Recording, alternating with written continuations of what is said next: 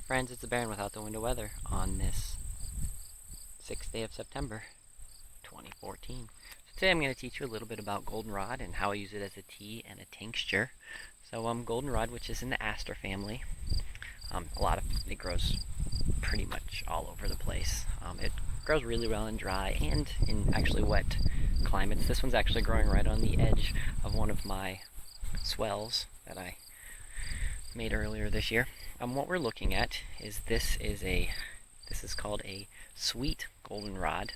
A lot of you might think that this is where you get your seasonal allergies and things of that sort, which is untrue. You're getting those from ragweed.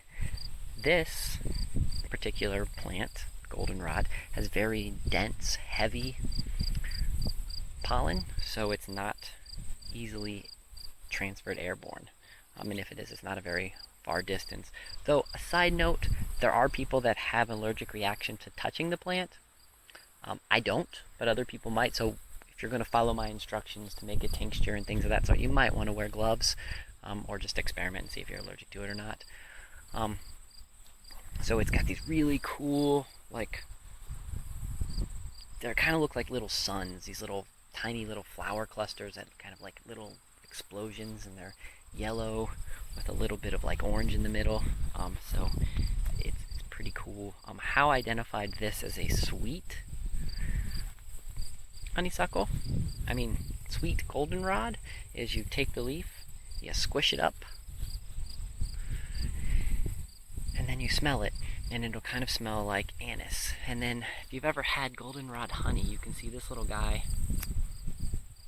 right here doing his job. He's got his pockets full of honey or of pollen and getting ready to make some cool honey. It's pretty exciting to see some honeybees. This is probably I've seen the most this year on these little plants right here. So I'll let him get back to work. Interesting side note for those of you that know me personally and know that I grew up in Akron, Ohio. The first Ford Model T, the tires on that car actually were made from a rubber that was derived from goldenrod. Goldenrod can produce up to 12% rubber extract. So at one point, this was a plant that they thought was going to be viable for the rubber industry, and a lot of stuff's changed. So I don't know if they still do any more research on it, but we now know rubber doesn't come from goldenrod. But it's still cool that at one point, they were thinking that they could. So here's how you make your tincture. So what I do is make sure I get good clippers, because this is actually a pretty strong, nice woody, strong stem. I've been told that you can, get the thicker stems and, make that kind of like fire with using it in like cottonwood. I currently never tried it, so don't know. But here's how I make the tincture. So I go and try to find a nice cluster that the blooms have already bloomed a lot. This one has a pretty good, this one right here, there's been a lot of blooms. So then I go down and I find a good spot. I'll go this one, I'll take this one all the way down to where it connects to the main root. You clip it. And I've clipped some earlier today, so I will show you the easiest way to pull off all the leaves and such. So what I just do is I hold the goldenrod down, I come up here between the alternate leaves, get a good grip at top, and you just slide it down. And then you've got I missed one. And then you've got a nice little pile of leaves, which you can actually just let dry and make a tea out of that.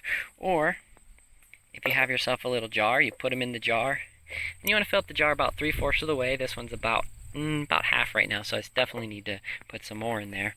And here I've got a lot of the leaves, and I've got some of the blooms. And then in here, once that gets 3/4 of the way full, the rest is you want to fill it with like 100 proof vodka. I prefer the 100 proof vodka because the vodka doesn't add a flavor or anything. You could use other things, and then you let it sit for about 2 months.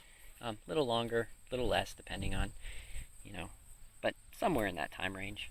And then you would take a cheesecloth and you'd filter out all of the loose material and such, and then you've got yourself a nice tincture of goldenrod medicine, which you can use for like stomach aches or kidney stones or sore throats, things of that sort.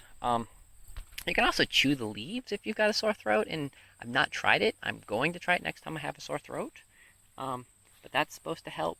And then the tea, you can brew the tea, and it's supposed to help with like stomach aches and headaches and things of that sort. And the tea, all you do is just take the loose leaves and the loose blooms, and you just dry them out, throw them in a little tea ball, and seep it like that. These guys, the blooms are a little bit similar to the way you pull it off, but you take the blooms and you do the same kind of idea, the downward motion, and the blooms just come right off. And since there's a lot less of them, they don't come off quite as good. So, a side note for those that want to positively identify their plants before they do it, this is the book I suggest, Newcomb's Wildflower Guide. I will show you in here what. So it's actually pretty nice. This one doesn't have the color ones, but it gives you a small little description about the kind of about the plant. This particular one is goldenrod. And then you've got some pictures where you've got your leaf, so you can see if it's serrated, you can see how it is alternate, and then a small description of the flowers and things of that sort. So the Newcomb's Wildflower Guide is one of my absolute favorite field guides. I got this when I was in college. This happens to be the hardbound edition, which I like hardbound when I'm in the field a lot more. So this is what I suggest if you want to positively identify your plant and you're a little nervous. So yeah, so you've got your jar, your tincture, your goldenrod, and that is how you make your tincture and your tea, and to identify goldenrod. And this, like I said, is a sweet goldenrod. So yeah, and today it's the 6th. It's about 1 o'clock now. As you can see, nice big fluffy clouds there in the sky. Nice beautiful blue sky. Maybe get some rain a little later. But yeah, it's the Barren without the winter weather, teaching you about how to make goldenrod on this beautiful 6th of September. Temperatures in the mid-80s. You guys have yourself a wonderful day. Adios.